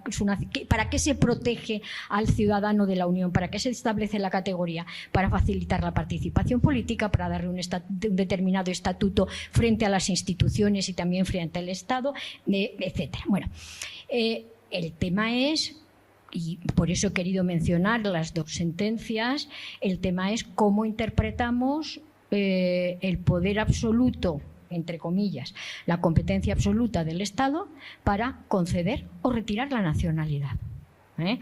Porque ahí va a estar la batalla. Ahí yo creo que va a estar la batalla, porque si no se garantiza una relación adecuada entre los dos principios, entre nacionalidad y el estatuto de la ciudadanía, un Estado. El caso danés era relativamente distinto, pero en los dos el tribunal ha criticado profundamente la acción de los Estados que estaban sometidos de alguna manera a sus prácticas al control por parte del Estado. El caso danés se refiere a la pérdida de la nacionalidad, pero ya la tenía. Bueno, pues el caso maltés es distinto, porque el caso maltés son las golden visas, y no más allá de las golden visas, es, como dice el Tribunal de Justicia, el establecimiento de un sistema de concesión de nacionalidad basado en reglas de transaccionalidad económica pura. Y claro, eso ¿respeta los valores de la Unión? Es decir, que es cierto que el Estado sigue teniendo el derecho a reconocer quiénes son sus nacionales y no, cómo atribuye la nacionalidad a personas, pero ese modelo es totalmente conforme con los valores de la Unión y con los principios que rigen el sistema de relación entre los Estados, porque no nos equivoquemos, es el problema, que en España también lo hemos tenido, y que se ha planteado contra... El problema que tuvo Portugal con Ibrahimovic, bueno, fue descomunal. Tuvo al Ministerio de Asuntos Exteriores portugués trabajando solo para esa cuestión durante más de un mes. Entonces, ese es el problema. Yo creo que la solución que da el tribunal, bueno, identifica principios, claro, pero nos queda otro, la identidad nacional, que va a entrar en colisión. Perdón. Gracias, Juan Antonio. Gracias. Yo no sé, no creo que haga falta una categoría intermedia entre la nacionalidad y la ciudadanía, pero yo sí pienso que la vía de ampliación o de refuerzo de la ciudadanía está en concederle la ciudadanía a los trabajadores legalmente establecidos en la Unión Europea.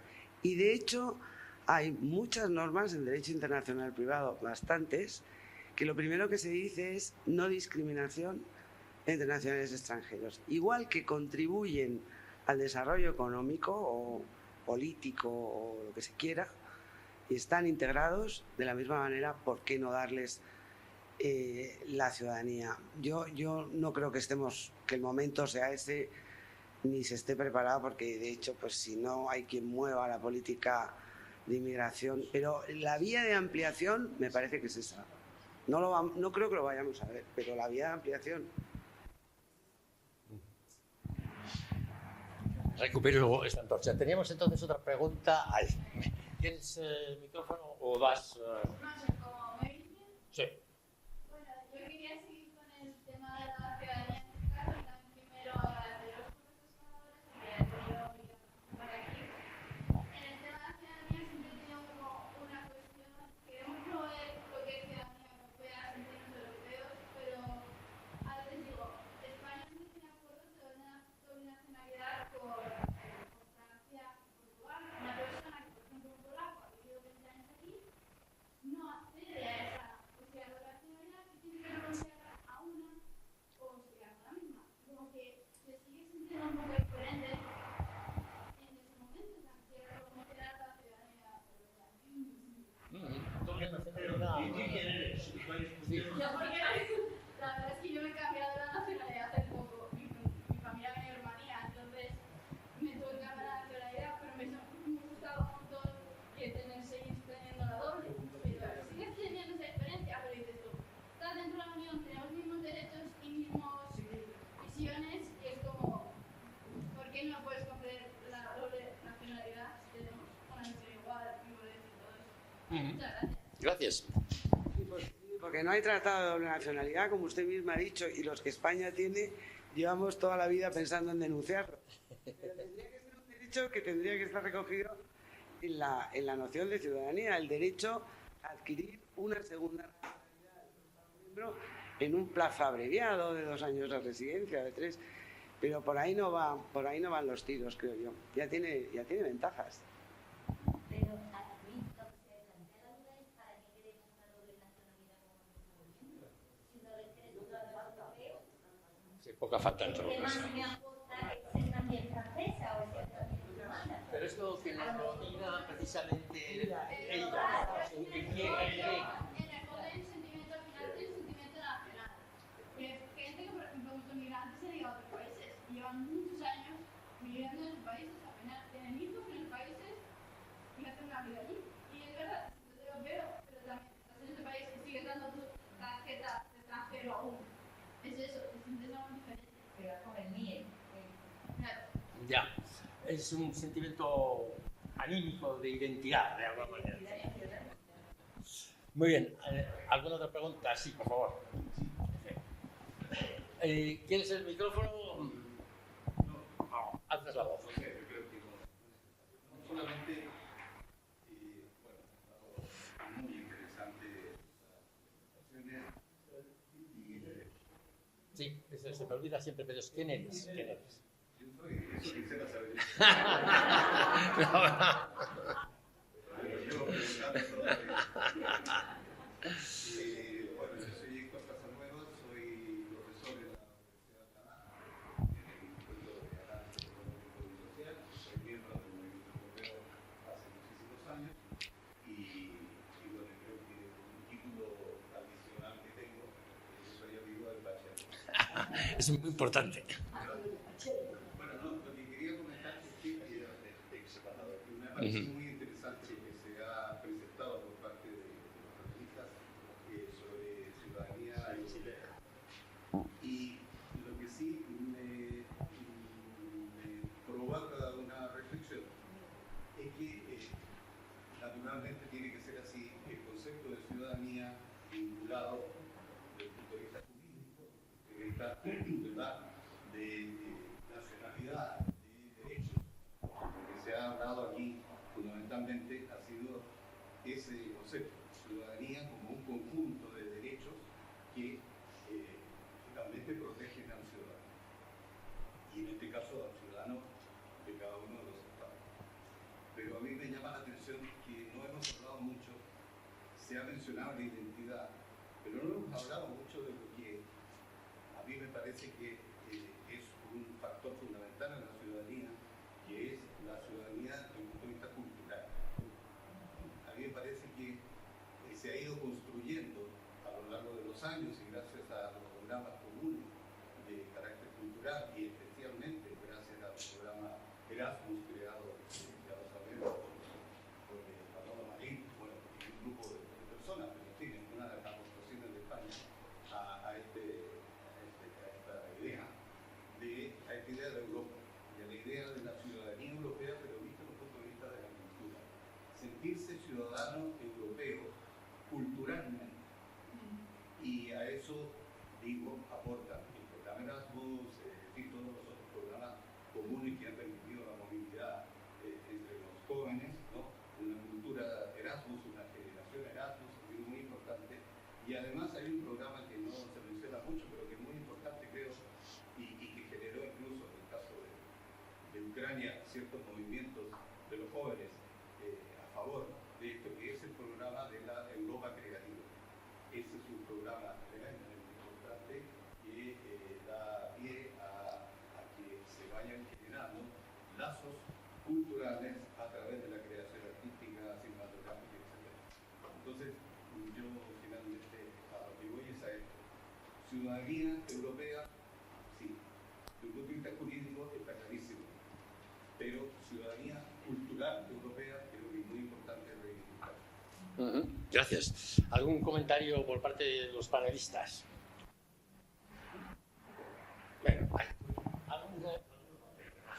Bueno, muchas gracias por su aportación. Me parece muy importante subrayar ese aspecto. Yo creo que en mi intervención algo me referí a esas cuestiones que España también promovió en la conferencia intergubernamental que condujo al Tratado de Maastricht, y algo quedó reflejado en el Tratado de Maastricht separadamente del aspecto, vamos a decir, estrictamente hablando de la ciudadanía de la Unión. Eso es cierto, pero ahí figuran en el Tratado de Maastricht temas como la educación, la cultura, intercambios, etcétera, ¿no? Y de hecho de ahí han surgido programas importantes, bueno, el más importante Erasmus, finalmente Erasmus Plus, pero hay otros, formación profesional, etcétera. Y ya añado una cosa a lo que usted ha dicho, y es que todo eso no se agota en el ámbito de la Unión Europea, incluso de la Unión Europea ampliada, porque no hay que olvidar la existencia del Consejo de Europa, que es todavía más amplio y que desde su fundación en 1949, pues ha tenido una importancia crucial en el desarrollo de programas de diverso tipo, de carácter cultural, del ámbito, podríamos hablar, paneuropeo, sobre todo a través del Consejo de Cooperación Cultural. Lo que ha hecho en buena medida en toda esta materia la Unión Europea es, vamos a decirlo así bruscamente, copiar el Consejo de Europa, apropiarse de cosas que había hecho el Consejo de Europa anteriormente, pero dotarle de mayor fuerza en una serie de ámbitos, con más personal, con más medios financieros, con mayor impacto, o, en fin, o incluso a veces fundamento jurídico, pero las ideas en el fondo provienen del Consejo de Europa, no lo olvidemos, y sigue funcionando el Consejo de Europa para un ámbito más amplio, bueno, en el que está, por ejemplo, Ucrania, que no está dentro de la Unión Europea, pero bueno, pero muchas gracias por su aportación. Gracias. Nos quedan así como 5 minutos. Una cosa.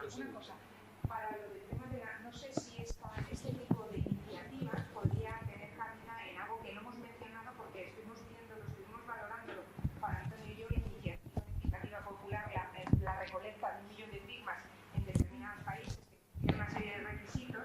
Yo no sé si se podría hacer a través de una iniciativa legislativa de los países, pero bueno, como han dicho, no todo el mundo piensa que es pero tú lo has dicho, las razones por las que es, pero bueno, la iniciativa legislativa que ya se están tramitando algunas y que se pueden ver en el portal de transparencia, es muy transparente la Unión Europea, y al hilo de esto, de la transparencia, quiero decir que creo que has mencionado hace un poco, si podemos ver estos archivos es por la ciudadanía, son por las leyes y el carácter evolutivo, porque la Unión Europea te exige que tú lo puedas enseñar. Es decir, un documento del 91 de temas, no ya digo de ETA, un documento del 91 de consumidores, a lo mejor en España no te lo dejan ver en el archivo, es que ni lo tienen clasificado, ni lo tienen puesto al servicio a disposición.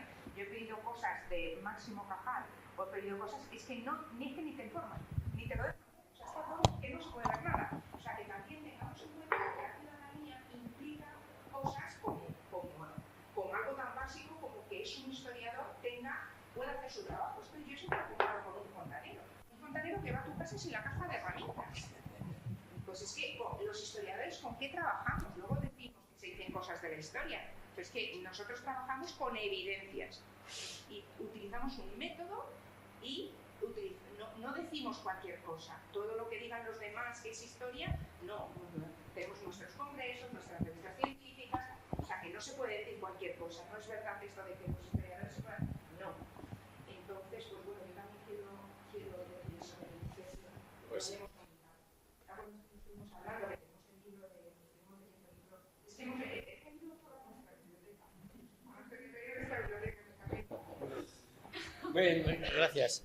No cabe duda que el problema del acceso a los archivos, vuelvo a insistir, es un problema. No, lo que antes te interrumpí un poco, perdón. Dos cositas para que pensemos del futuro. Dos cositas para que pensemos. El micro para... ya. Vale.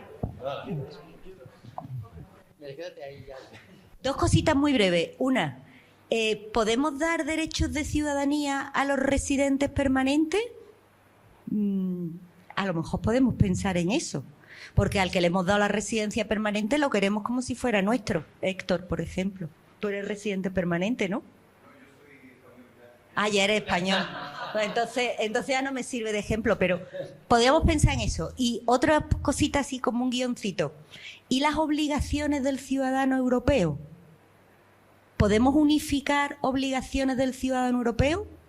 Se me ha ocurrido, por ejemplo, al decir tú lo del servicio militar, pero hace tiempo que le estoy dando vuelta. Hay algunos Estados miembros de la Unión Europea en los que participar en las elecciones es obligatorio porque es un deber del ciudadano. En Bélgica, si no votas, te ponen una multa que te la cobran en tu impuesto, porque tú tienes que participar como una obligación del ciudadano.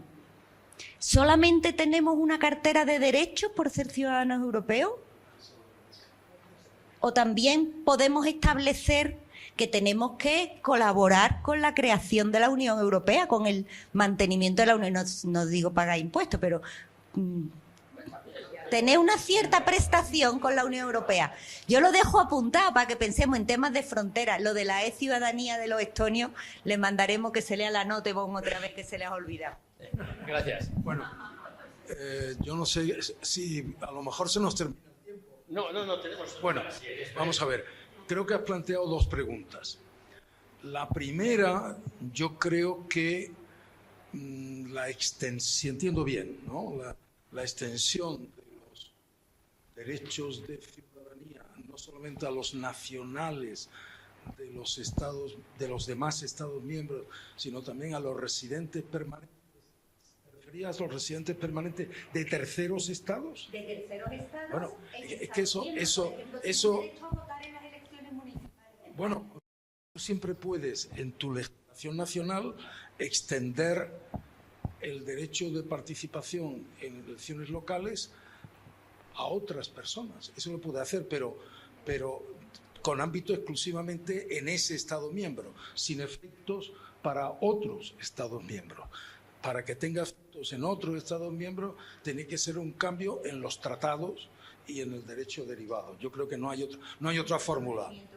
¿Perdón? Un reconocimiento mutuo. También quizá, pero no lo veo muy fácil o muy factible, pero bueno.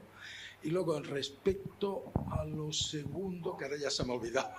¿Cómo era lo segundo? Las obligaciones del ciudadano. Bueno, ese es un tema muy interesante que muy poca gente, o en muy pocos sitios he visto referencias a ello.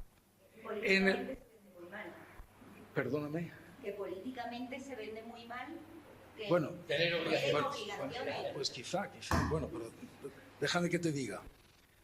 Tal como yo recuerdo, en el Tratado de Maastricht, curiosamente, figura que el estatuto o la condición jurídica de ciudadanía de la Unión conlleva derechos y deberes. Lo dice así, me parece recordar.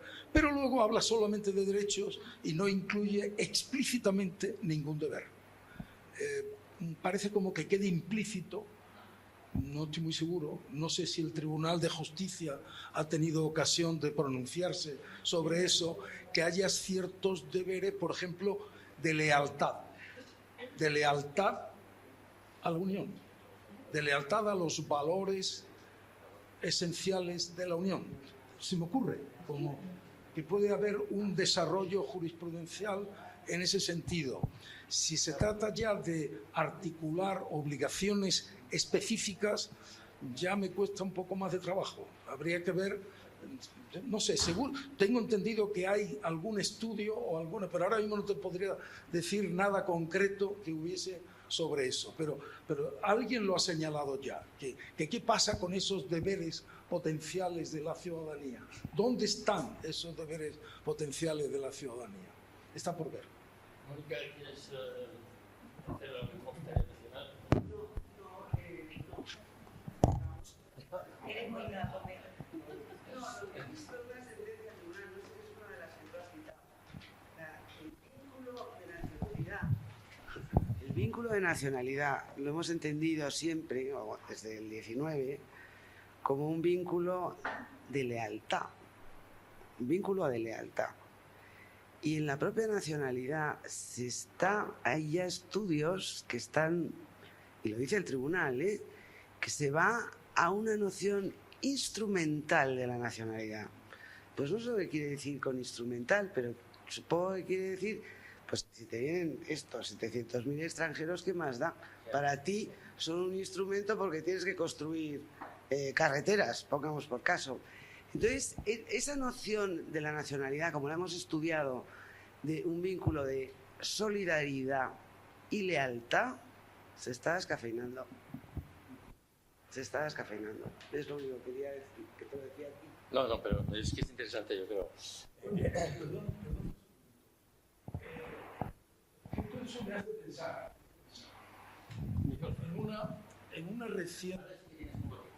en una reciente sentencia, yo creo que tú lo has mencionado, del Tribunal de Justicia de la Unión Europea, reciente de hace nada, de abril de este año, en el caso Comisión contra Malta, tú te referiste a ello.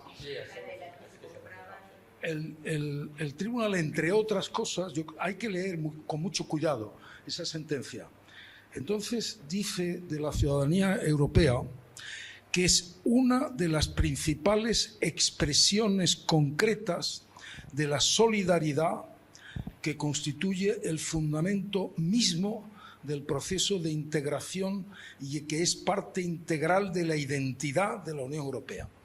Entonces, ahí hay como una vinculación muy estrecha y fundamental entre el concepto de ciudadanía y esos valores básicos de la Unión.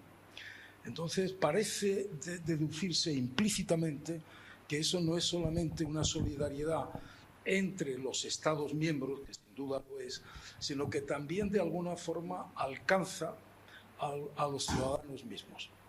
Sí, hay que hacer ahí una construcción y un desarrollo. Lo dejo para los juristas que estén activamente en ello. Para que puedan tener trabajo en los años venideros. Bueno, muchísimas gracias. Ahora sí que tenemos que terminar. Hemos ya alcanzado el límite del tiempo, sobre todo un límite peligrosísimo, porque si no parece que a lo mejor no podemos. Entonces, muchas gracias, de verdad, fervientemente, porque ha sido, yo creo, ha sido unas exposiciones interesantísimas y un debate también muy interesante y enriquecedor. Gracias a todos vosotros y aquí terminamos la sesión. Gracias.